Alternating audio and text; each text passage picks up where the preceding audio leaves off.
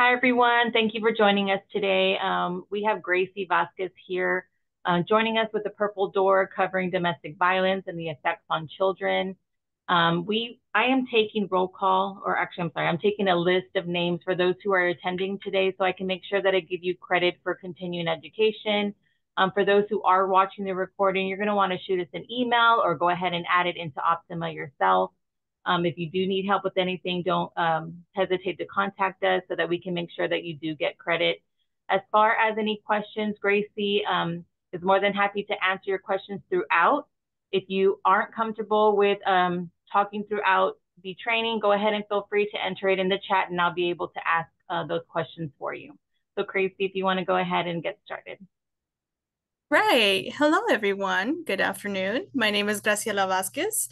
I am a community educator for the Purple Door. So, a little bit background of me. I've been in this agency for 5 years now, but the first 4 years of me working in this agency, I did do a lot of advocacy. So, I was kind of like a case manager. I did work directly with client services, and for the past year, I've been doing education. So, I have just been, doing presentations, taking what I've seen personally in the field and implementing it so you guys can get a better understanding of, domestic violence. So, going over the agenda today, we're going to talk about what is domestic violence, how does it look like, um, what does child abuse look like, how does it affect children, and then a little bit about our agency services and how we can provide assistance. I do want to give a trigger warning at first. We are going to go over topics that talk about physical, emotional, sexual violence.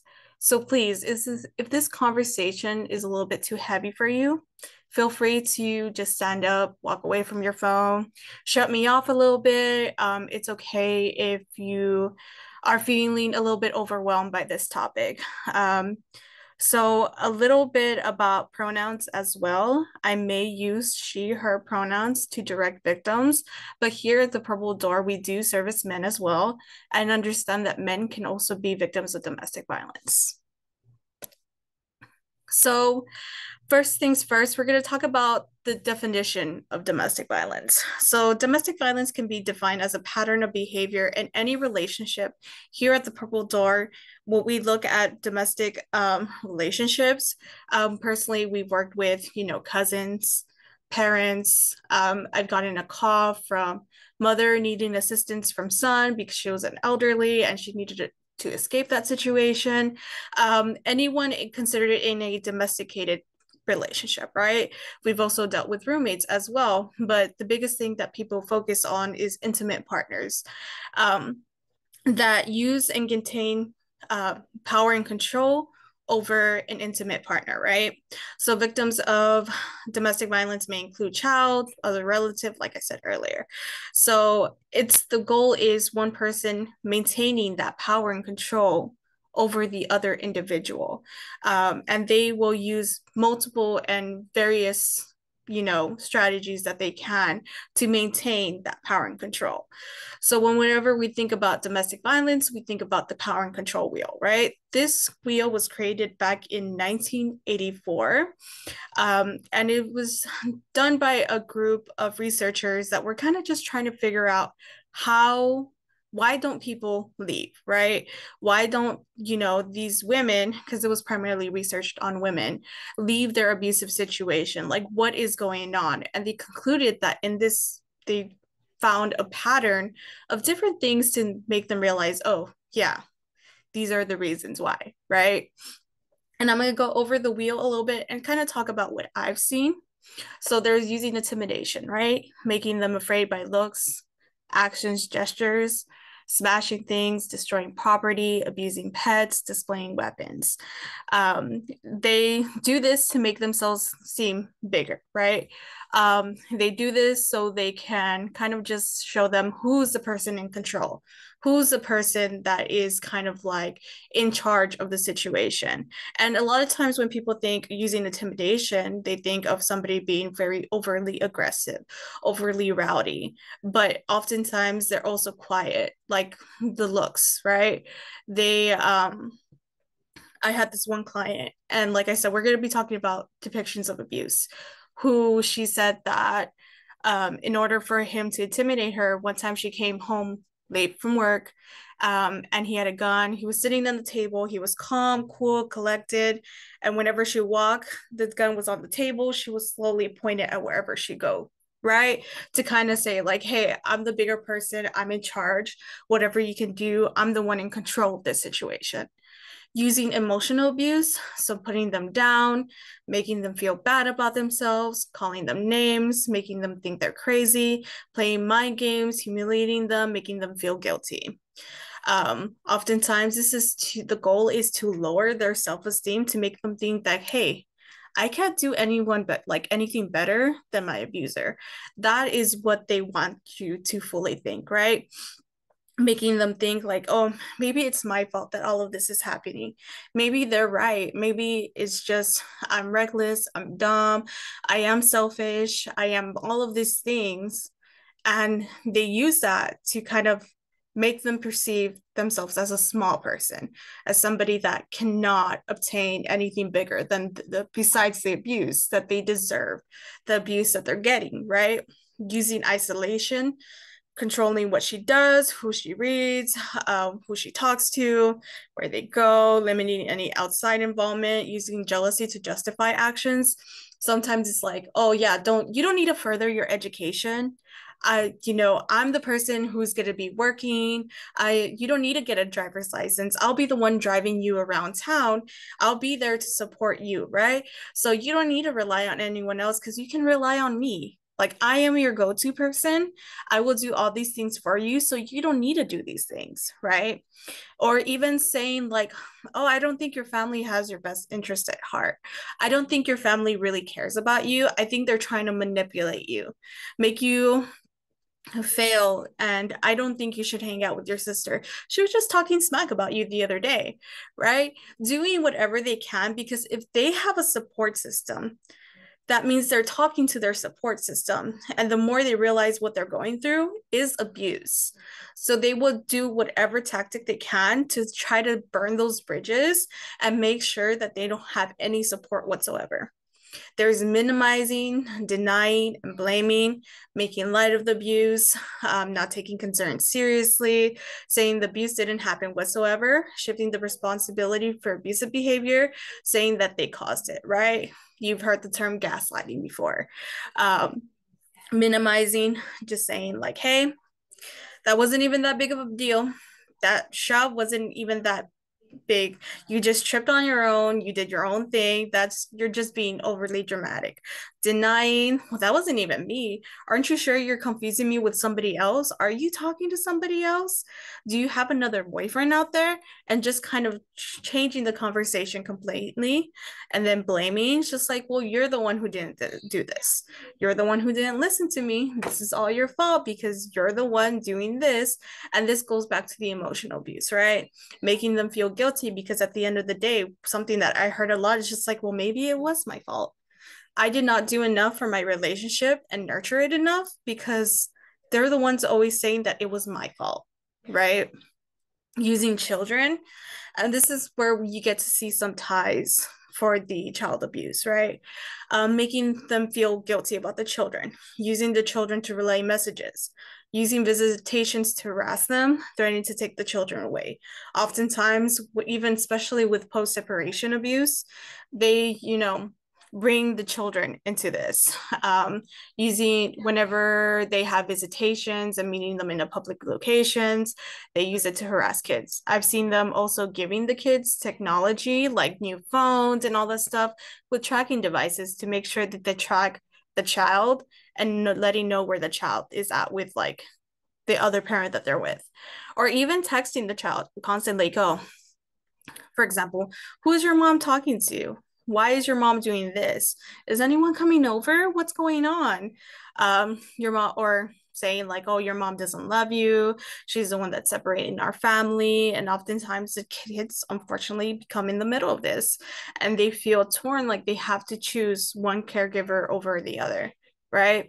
Using male privilege. Now, Like I said, this was created back in 1984. I like to say using any kind of privilege, right? So it can be, treating them like a servant. They're the one making the big choices in the relationships. They can use their kind of social privilege. Maybe they're very well known in the community. Maybe they're friends with law enforcement because they used to be friends back in elementary school and they have that connection. Maybe they're documented and the other person is not, and they're scared that whatever they can do will cause them to go to deportation. Maybe they're part of the LGBTQ community and one of them is cis passing and the other one isn't, and they're threatening to out the other person when they're not ready to be out yet. So there's multiple privileges. There's financial privileges as well.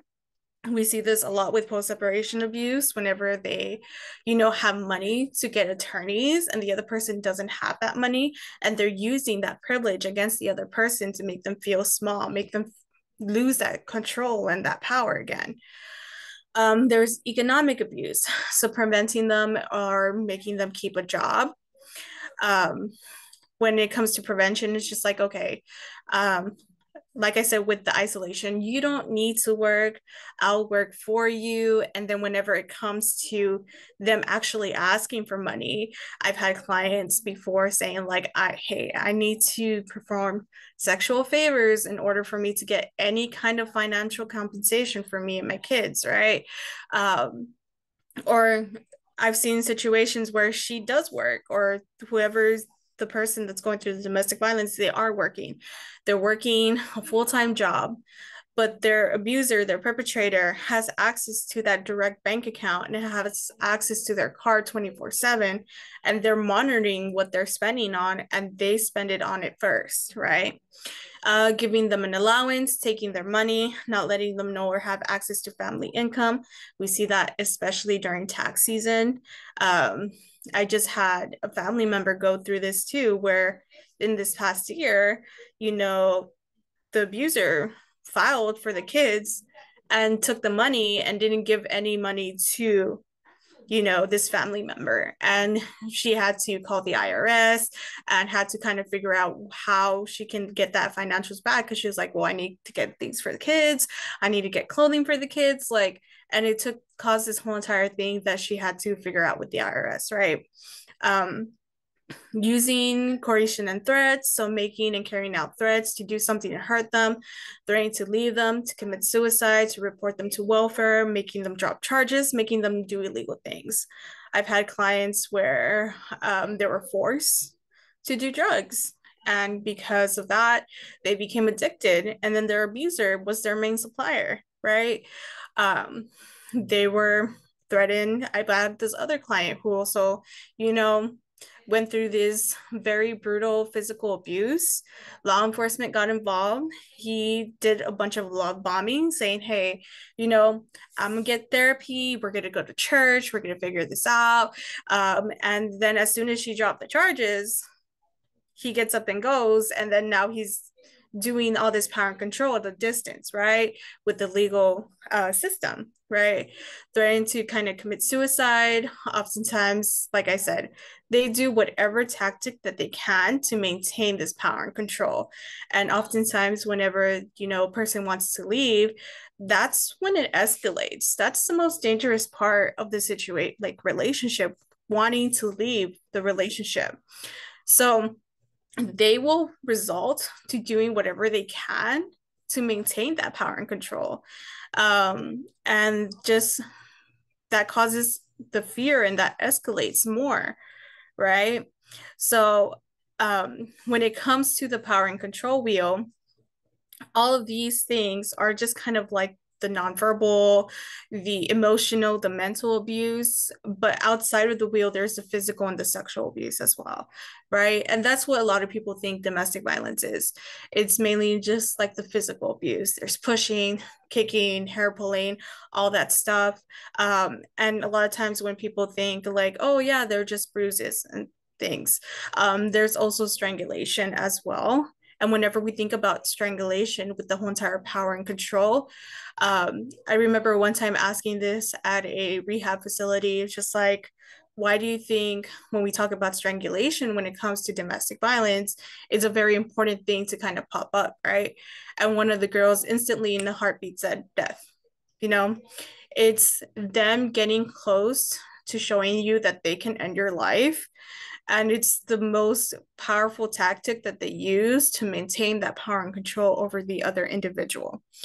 So, and then there's also sexual abuse, especially with a heterosexual couple. There's, stealthing. If you guys haven't heard stealthing, it's basically saying that you are using kind of some kind of birth contraceptive or birth control during, and they pull out that and try to make sure that they get them pregnant. And there's also constantly making them pregnant and then making sure they have the kids and falling to that cycle. Is just like, okay, going back to the financial abuse, making sure that, you have kids, you're dependent on me. I'm the one with the money, and with the money, you are asking items for the kids. So I'm maintaining that control. And that's where the kids unfortunately fall into the place, right? That goes back to using the children for maintaining that power and control over the abuser. Over the victim. So defining child abuse, any recent act or failure or act of a parent or caretaker which results into death, serious physical or emotional harm, sexual abuse or exploitation, that is directly from HHSC, or failure to act which presents imminent risk or serious harm, which I'm pretty sure all of you guys are very familiar with child abuse. And I just added here because I did this presentation to another group of parents. Poverty does not equal to child neglect, right? I grew up also in a very low income home, and my mom made sure I was always fed, always taken care of, because that does not mean that they're going through some kind of child abuse. So this is the power and control wheel on children. So 30 to 60% of intimate partner violence perpetrators also abuse children in the household. More than 90% of abusers are people children know, love, and trust. So oftentimes where they're like, oh, well, domestic violence, that doesn't really pertain to my kid. I make sure they're not in the same room. I make sure they're far away. And I can say from personal experience, my dad used to abuse my mom. And oftentimes I'm just like, man, I wish that she did leave, because all of that did affect me and my brothers in very different ranges. And I'm just like, okay, I didn't see the physical abuse, my brother did see it, but we still have the same effects that versus that me not personally seeing it versus him seeing it, because it's all just kind of like a psychological thing. It's all under the umbrella of trauma, right? So abuse of children is using institutions, threatening punishments by God, courts, police, school, juvenile detention centers, foster homes, relatives, psych wards. It's often saying like, oh, if you don't listen to this, I'm gonna call the police on you, or I'm gonna call the school and let them know that you're not being a good kid, or just kind of like using whatever they can, especially with kids that are going through CPS cases. Just kind of like saying like, oh, an example is just like, I'm a call CPS, right? Using isolations, controlling access to peers, adults, siblings, other parents, grandparents, just making sure that they have no support system whatsoever. Going back to the power control wheel, just in general. Emotional abuse, putting them down, name calling, using children as confidence. That's going back to kind of like the other power and control wheel of child, like using children. It's just like, who is your mom talking to? Who is she seeing? You know, she's the reason why we're not a family, just kind of being that person, right? Using children to give information about the other parent, being inconsistent, saying like, oh yeah, I'll be there next week, and then they never show up, right? And then shaming children. Sometimes some kids are shamed, and a lot of children feel that they're responsible for their parents not being together anymore. Or in our case, me personally, feeling like maybe it's my fault that, they're fighting a lot, right? And they feel oftentimes a lot of shame personally because they think they're the reason why the abuse is going on, right? There's economic abuse, which is kind of just like the Maslow hierarchy of needs, just like the basic needs. So, food, water, shelter, using money to control behavior, squandering family money, going back to the other power and control wheel, like I said, during tax season, right? Um, they file, don't give mom or the other parent that's taking care of the child any money from the taxes and using it all for themselves, right?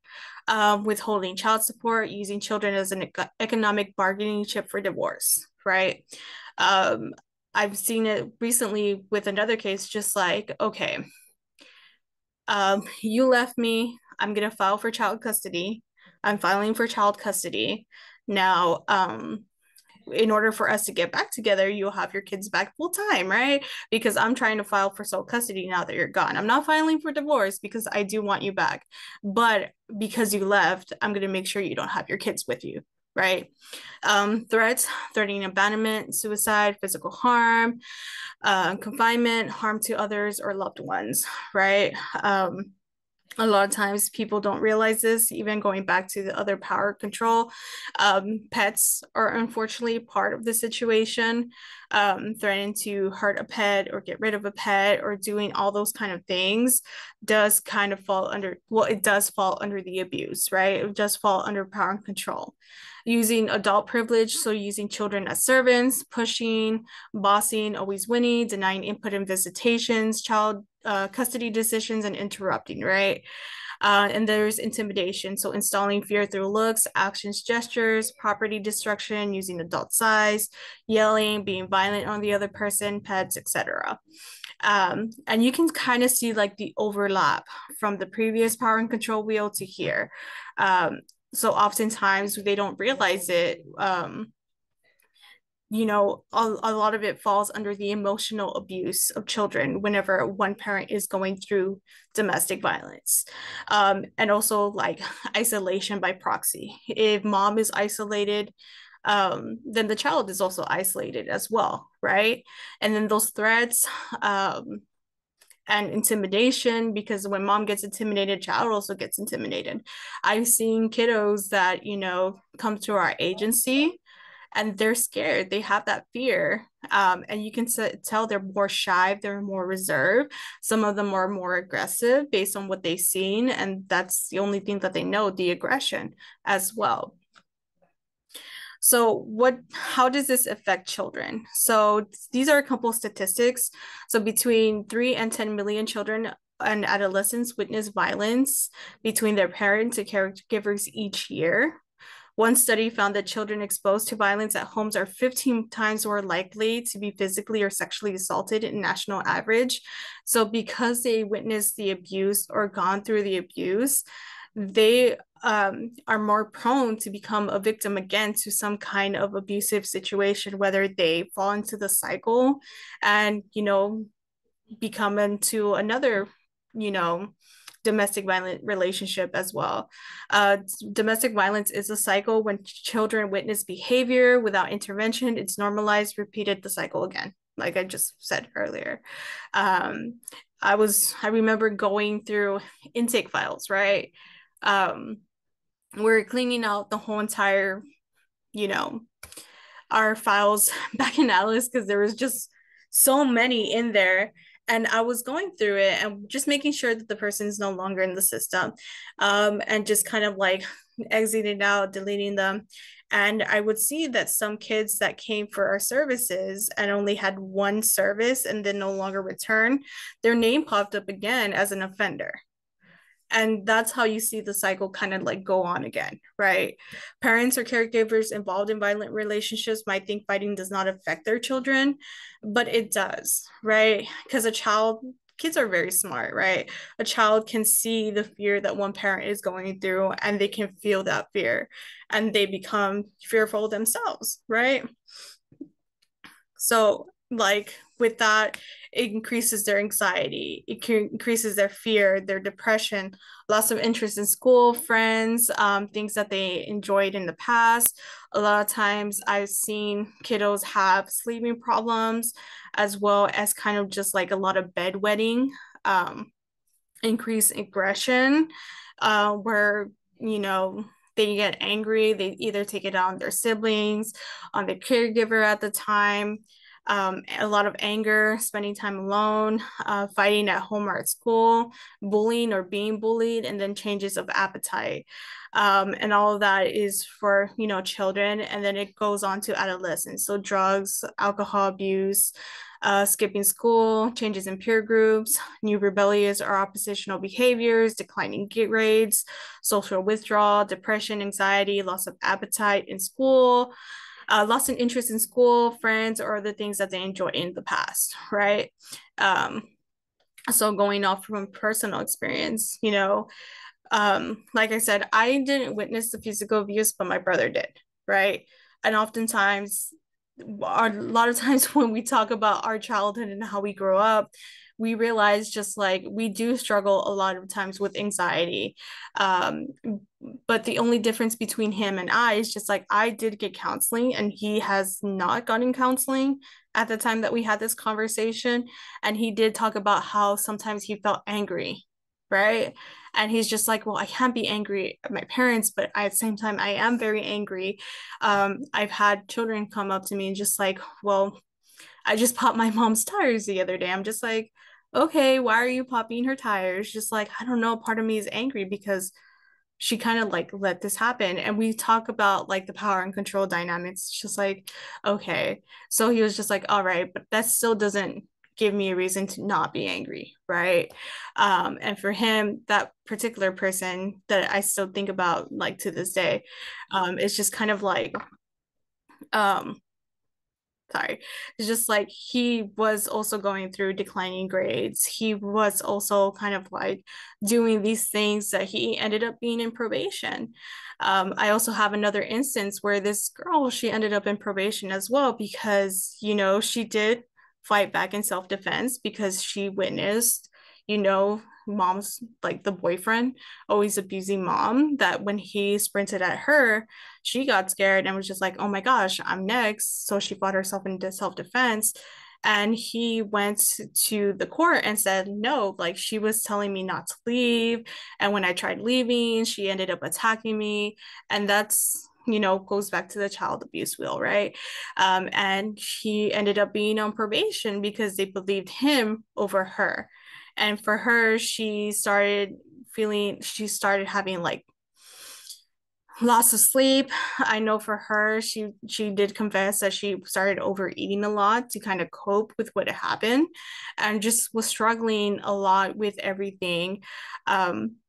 So whenever I hear parents say like, oh, well, they're only like 1 2 years old, they don't really understand what's going on, we make sure they're in the other room when we have our argument.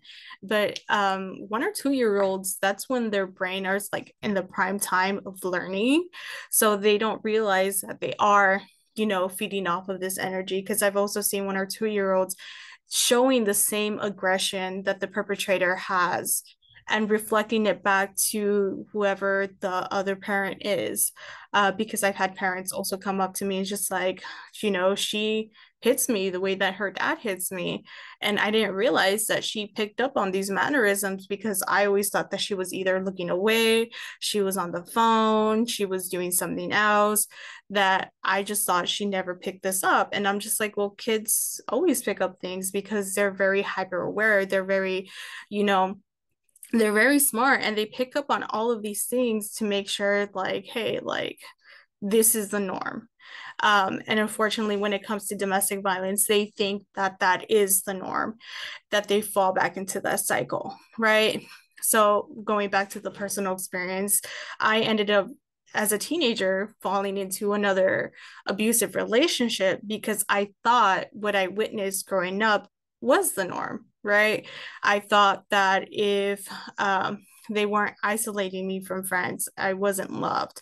I thought like, oh yeah, if he's not on me 24/7, or if we're not fighting every day, then, we're not really in this relationship together, because that's what I thought was love. And what doesn't help as well is kind of seeing things on the media, because at that time, Twilight was very popular, y'all. Like, I was obsessed with Twilight. And I saw how Edward treated Bella, and I was just like, oh my gosh, I want that in a relationship. That's so going to be me and my partner. And I ended up getting a partner that was very possessive, very demanding, very emotionally abusive when I was like 16. And I thought that that was normal, right? And for children that are going through that, their brain don't properly develop right when they're witnessing all that abuse. um, if we think about, I don't know if you guys know Eric Erickson. He goes through, I want to say it is 16 stages of development. And for him, he says every age group has this kind of proper development that they go through. And whenever you're going through domestic violence, those proper developments get hindered, right? So when you're a teenager, you're figuring out your identity. But how can you figure out what your identity with all you know is nothing but violence and abuse? Right.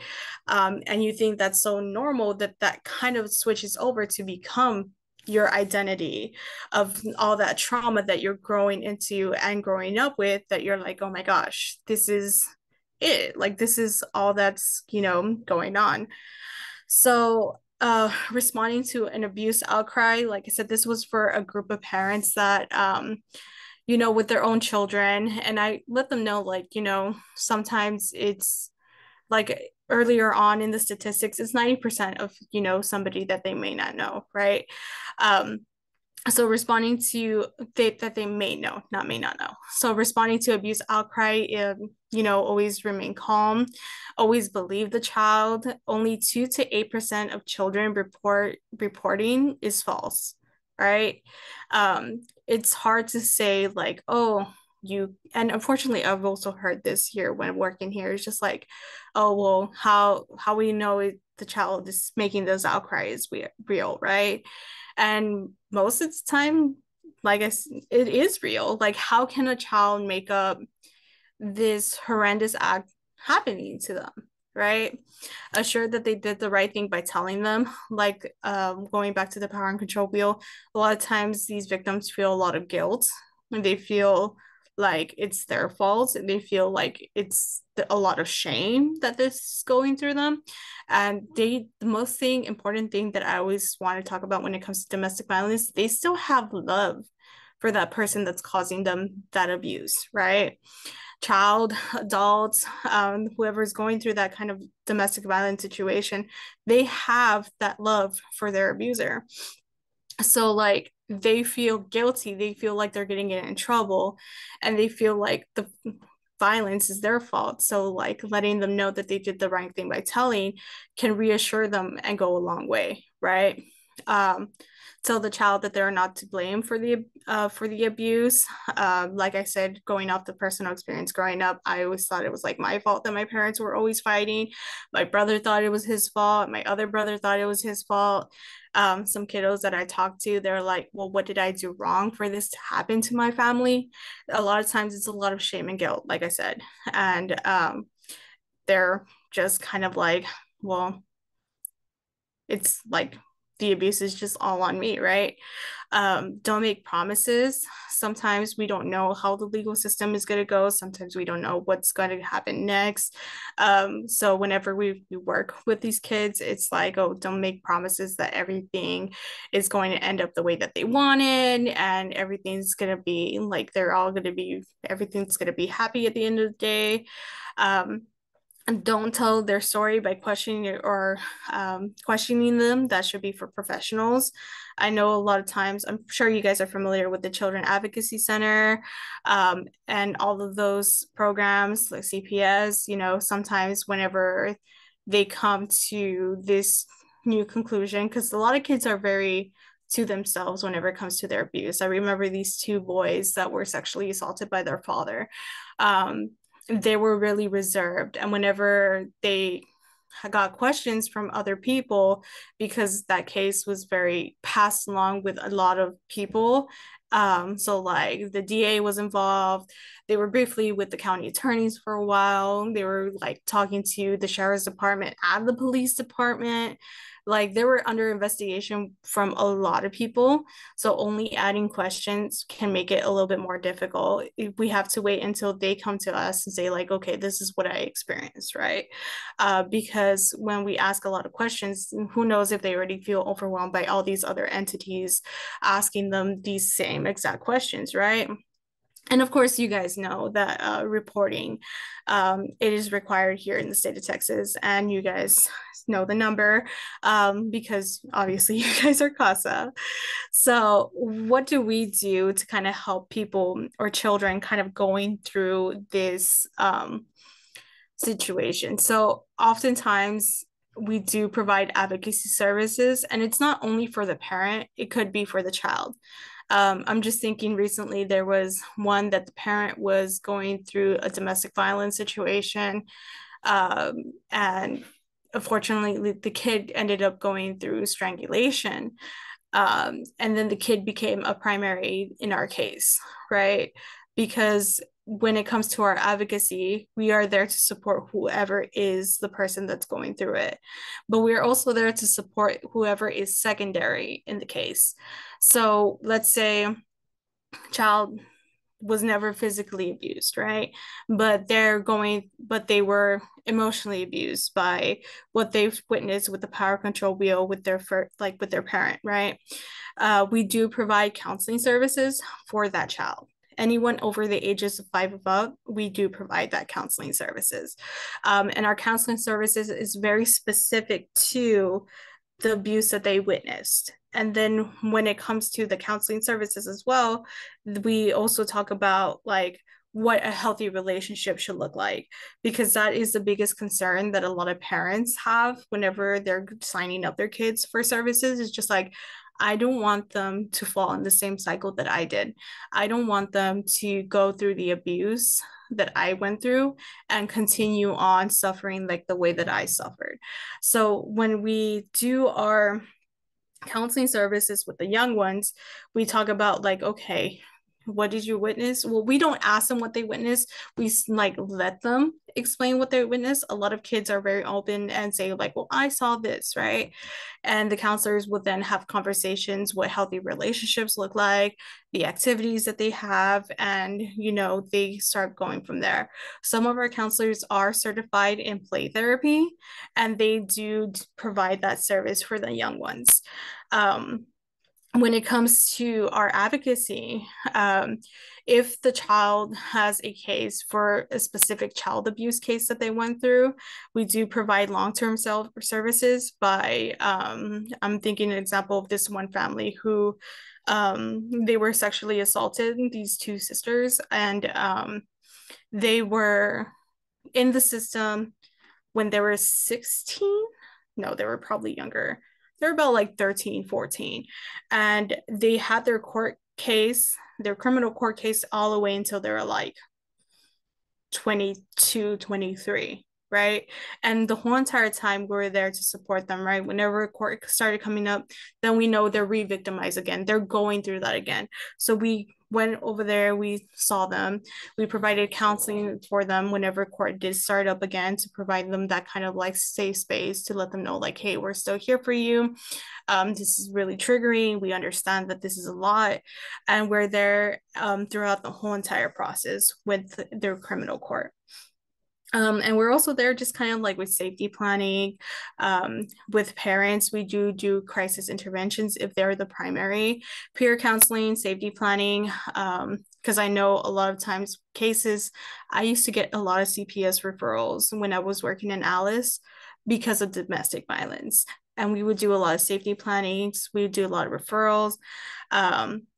If they were interested into child custody, divorce, we would figure out what kind of legal options that they have and go ahead and help them start that process.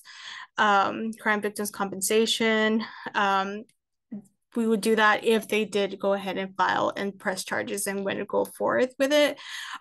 Protection orders, we do help them navigate that process. Here in Claver County, we have a very good close relationship with the county attorney's office, and we're here in the basement, so we just go up and be like, hey, we're interested in this, right? So we do a lot of things that kind of help them figure out what their next steps are.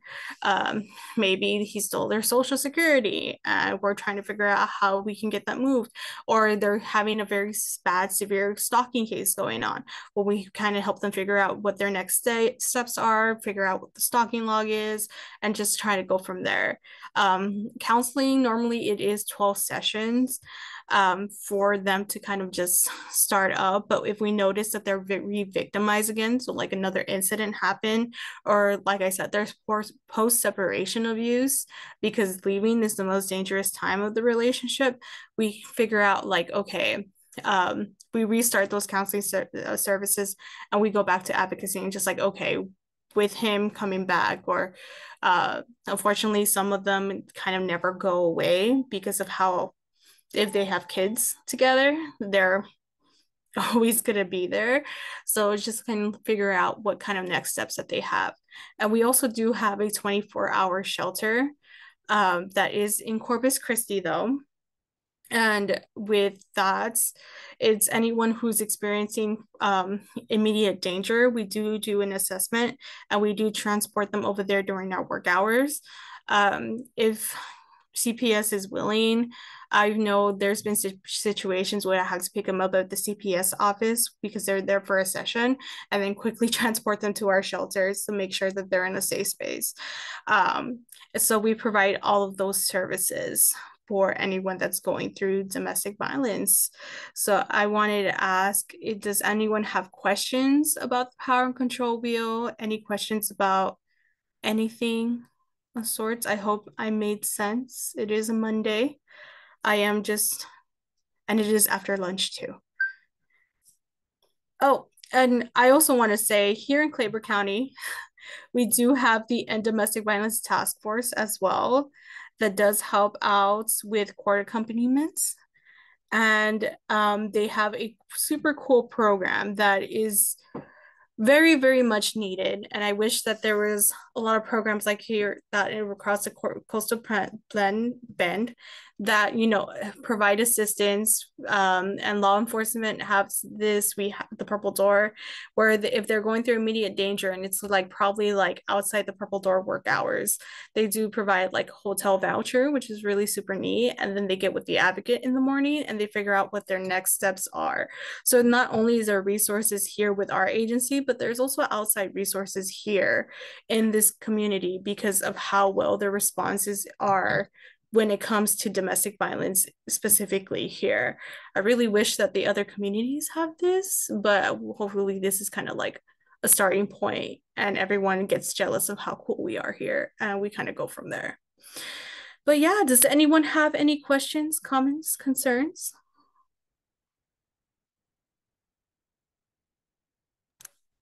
So I'll ask you a question, Gracie. So you did mention that y'all are located in the basement, right, of the courthouse. Now, let's say that there's someone in Kingsville who maybe isn't comfortable going locally. Would they be able to visit another location, or how would that work? Yes, so that our situation has actually happened before, because the courthouse is a lot of people, and you know, sometimes maybe their abuser might be working at the courthouse. We're willing to meet them in another public location here in town. I know our advocate has gone to the library here. I know I personally seen people at Dairy Queen, and we're like sitting down having a lunch. So wherever they feel the most comfortable, is just that we can't meet them at their home. We can go ahead and meet them there in that public location. Great, thank you. And if somebody was interested in joining the task force, how would they go about that? So if somebody is interested in joining the task force, our one of our lovely founders is actually here in as a CASA volunteer. Her name is Kathy Kimball. She's actually one of the main pivots for the task force. We do have an email. I can send it over to you guys. We meet every third Monday of the month at 6 p.m. at the First Baptist Church, and it's open to anyone in the community that wants to go ahead and join. I know right now we're planning a lot of things for Domestic Violence Awareness Month. Um, so yeah, as long as you say, "Hey, I want to join," you can go ahead and come to our meeting, and you're already joining us. Awesome, thank you. And this was a great PowerPoint. Would you be okay sharing it with us so I can share it with those who were not able to be here today? Yeah, I can go ahead and share this over to y'all. Mhm. Any other questions, comments, concerns, critiques? I'm open to critiques as well. Thanks, Gracie, for the plug on the task force. Oh, yeah, no problem. You did a great job. Thank you. It's just with all the resources when it comes to domestic violence, it's really important that we know here what we have here in our community, because a lot of times people are like, well, the purple door. And yeah, maybe it's at the courthouse and they don't feel comfortable coming to the courthouse. I know that and domestic violence task force does not provide services, but it's still a good way to get connected and figure out like, okay, what kind of help is there out here in the community? Because oftentimes people just don't know. And the task force is honestly really, really neat. I feel like I would volunteer if I was not part of the Purple Door as well, because of how amazing it is. Well, and our biggest push right now is like education, just Yes. for the the housewife or the coworker or whatever, to have enough information that if somebody said some things that just sent up red flags, that they could say, hey, there are resources for help in Clayburgh County. Yeah. Yeah. And that's going to be one of the events that we're going to do for October. Well, I think we switched it over to November. Yes. It's just also doing more education here in the community, because a lot of people don't, like I said earlier, a lot of people just think domestic violence is physical abuse. I had plenty of clients that come in there and they're referred by CPS and they're just like, well, I don't understand why I'm here, right? I've never been hit. I've never been punched. I've never been kicked. I've never been through any of that. And normally I show them the power and control wheel, and you see that light bulb go up and realize that they have gone through some kind of abuse. And that's when they realize that they do need services, because they're not fully aware what domestic violence entails. Like I said, it's norm. It's the norm that they experience all their life. I've had this one client who kept on telling me that she's gonna thug it out because that's all she's ever known ever since she was little. That's all she's ever known. She kept on falling from perpetrator to perpetrator. Maybe this perpetrator didn't exactly hit her like the last one did, but because of what she's known, she's like, oh, this guy's not as bad because he doesn't hit me like this. But it's still under that power and control dynamic that eventually might lead up to the physical abuse. But they're not aware of that because they're not aware of how the emotional, the mental abuse it really is that escalates it to that physical. Right. Any other questions? I did notice, I'm sorry, I did notice on Facebook that you all at the Purple Door, I believe it was the Purple Door, accept donations. And I don't know if y'all have like a closet or something that y'all show on Facebook. Okay, so we have, so here in Clayburgh County, what we have, and also in gym walls, because you guys also cover gym walls, we do have a donation room here. We do have a few clothing items, but what we're starting to do is slowly pull away from having clothing here. And I don't have Ella to correct me on this, but we do give them kind of like a voucher so they can have like a regular shopping experience in our retail store. But when it comes to hygiene, diapers, all that stuff, we do have that for our clients available here in our non-residential offices. But clothing items, we have a few clothing items here. And yeah, we take a bunch of, I think we just recently got a big donation for hygiene that just got dispersed throughout all of our offices. But if it's clothing items, they do have to go to our resale shop, and that kind of gets dispersed out to all of our offices. Great. Thank you so much. Does anyone else have any questions for Miss Gracie?